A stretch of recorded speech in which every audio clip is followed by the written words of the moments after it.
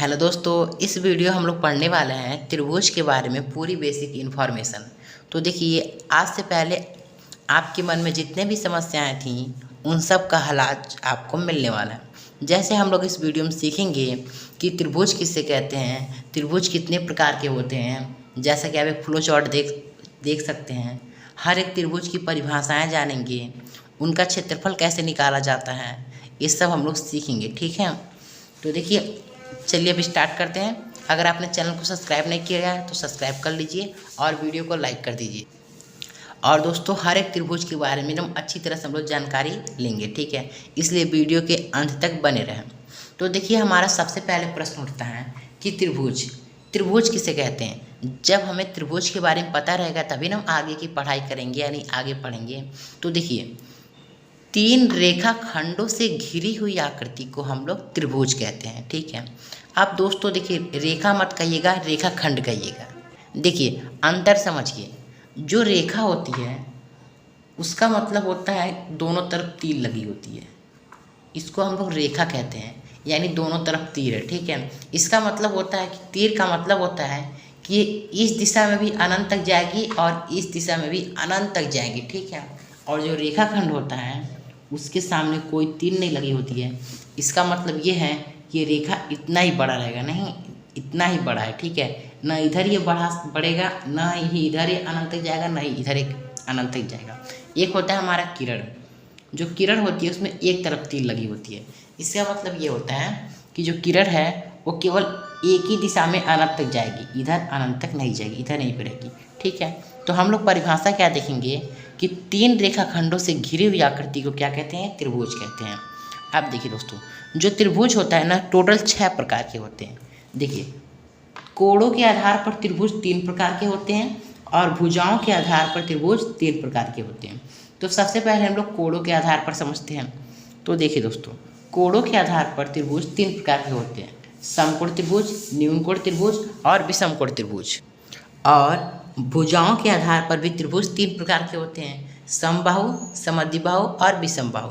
तो चलिए अब हम लोग इसके बारे में एक एक करके अच्छी तरह से जानकारी लेते हैं, क्योंकि जब तक आप इस त्रिभुज को सीखेंगे नहीं, यानी इसे देखेंगे नहीं, तब तक आपको समझ में नहीं आएगा। तो चलिए हम लोग स्टार्ट करते हैं। पहले समकोण को पढ़ेंगे अच्छी तरह से, इसका क्षेत्रफल कैसे निकाला जाता है इसे भी सीखेंगे, न्यूनकोण को समझेंगे, विषमकोण को समझेंगे, इसका क्षेत्रफल, और समबाहु त्रिभुज, समद्विबाहु और विषमबाहु त्रिभुज के बारे में अच्छी तरह से अध्ययन करेंगे। ठीक है, तो चलिए स्टार्ट कर देते हैं। अगर आपने चैनल को सब्सक्राइब नहीं किया, सब्सक्राइब कर दीजिए और वीडियो को लाइक करना मत भूलिएगा। वीडियो के अंत तक बने रहिए, क्योंकि आपको इस वीडियो में बहुत अधिक जानकारियाँ मिलने वाली हैं। देखिए दोस्तों, कोणों के आधार पर जो त्रिभुज होते हैं 3 प्रकार के होते हैं, समकोण, न्यूनकोण और विषमकोण। तो हम लोग न्यूनकोण से सीखना स्टार्ट करते हैं। तो देखिए, न्यूनकोण जो त्रिभुज होता है वह त्रिभुज जिसका प्रत्येक कोण 90 अंश से कम हो, यानी 90 डिग्री से कम हो, न्यूनकोण कहलाता है। ठीक है, यानी कि इस त्रिभुज में जितने भी कोण हैं, देखिए एक त्रिभुज में 3 कोण होते हैं और 3 भुजा होती है। ठीक है, देखिए एक कोण ये क्या है, 75 डिग्री है, 90 से कम है। ये दूसरा कोण क्या है, 60 डिग्री है, ये भी 90 से कम है। और तीसरा जो कोण है 45 डिग्री है, ये भी 90 से कम है। यानी कि वह त्रिभुज जिसका प्रत्येक कोण, यानी कि हर एक कोण 90 अंश से कम हो, ठीक है, वो क्या होता है, न्यूनकोण त्रिभुज कहलाता है। ठीक है, ठीक है दोस्तों, तो उम्मीद करता हूँ आप लोग न्यूनकोण का त्रिभुज समझ गए होंगे। ठीक है, तो अब हम लोग देख लेते हैं समकोण त्रिभुज। ठीक, समकोण त्रिभुज आप लोग के लिए बहुत ज़्यादा महत्वपूर्ण है, चलिए उसे सीखते हैं।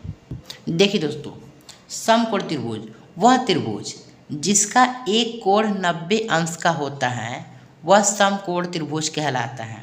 जैसे देखिए, इसका ये कोण कितने अंश का है, 90 अंश का है, यानी कि ये त्रिभुज क्या कहलाएगा, समकोण त्रिभुज कहलाएगा। ठीक है, ये कोण कितनों भी अंश का हो, हमसे उससे कोई मतलब नहीं है।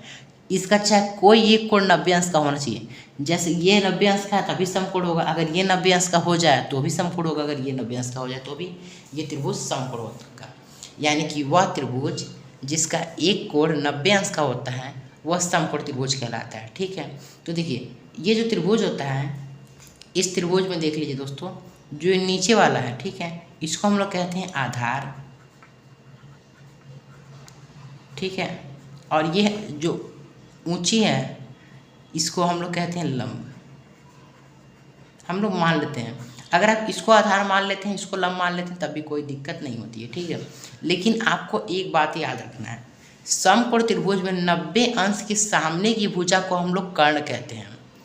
कर्ण की परिभाषा होती है, कर्ण को अंग्रेजी में कहते हैं हाइपोटेनिस, यानी कि 90 अंश के सामने की भुजा को क्या कहते हैं, कर्ण कहते हैं, ठीक है। तो आप लोग इसे याद कीजिएगा। अगर आप आधार इसको लंब इसको मान लेते हैं तो चलेगा, लेकिन आपको कर्ण हमेशा 90 अंश की सामने की भुजा को ही मानना पड़ेगा। किसी भी समकोण त्रिभुज में जो कर्ण होता है वो त्रिभुज की सबसे लंबी भुजा होती है। जैसे कि AC जो है ये त्रिभुज की सबसे लंबी भुजा है क्योंकि ये कर्ण है। तो प्रश्न आपसे पूछ सकता है कि त्रिभुज की सबसे लंबी भुजा कौन सी होती है। ऑप्शन में दे देगा लंब, कर्ण, आधार, इसमें इनमें से कोई नहीं। तो आपको क्या मानना है, ठीक, कर्ण मानना है, ठीक है।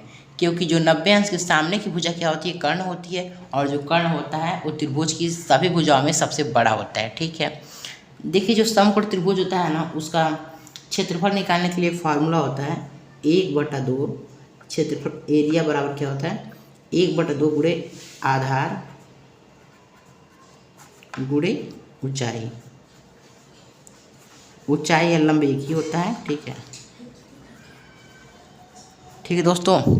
तो देखिए अगर मान लीजिए आधार जो है वो 10 सेंटीमीटर दे दे, ठीक, और लंब जो है 6 सेंटीमीटर दे दे, ठीक है, कुछ भी दे सकता है, तो आप कैसे निकालेंगे। तो आप त्रिभुज का क्षेत्रफल निकालेंगे, एरिया इक्वल टू यानी क्षेत्रफल बराबर 1/2, आधार कितना है 10 सेंटीमीटर गुणे 10, और ऊंचाई कितना है 6 सेंटीमीटर।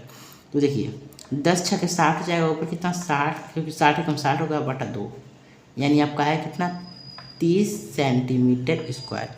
कभी भी दोस्तों हम लोग क्षेत्रफल निकालते हैं तो हमेशा उसको स्क्वायर में लिखते हैं, ठीक है, ठीक है दोस्तों।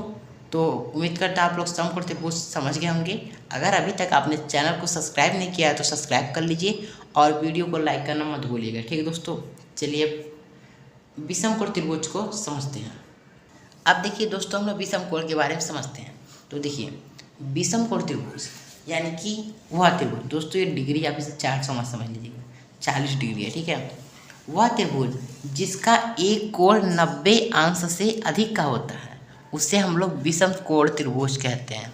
यानी कोई भी त्रिभुज हो उसका देखिए 3 कोण, जो त्रिभुज के तीनों कोणों का योग कितना होता है 180 होता है, ठीक है। तो देखिए कोई भी त्रिभुज हो अगर उसका एक कोण 90 अंश से अधिक का हो तो क्या होगा, विषमकोण त्रिभुज होगा, ठीक है। तो देखिए इसका एक कोण है क्या 100 डिग्री, जो कि 90 अंश से अधिक है, इसलिए त्रिभुज क्या होगा, विषम त्रिभुज होगा, विषमकोण त्रिभुज।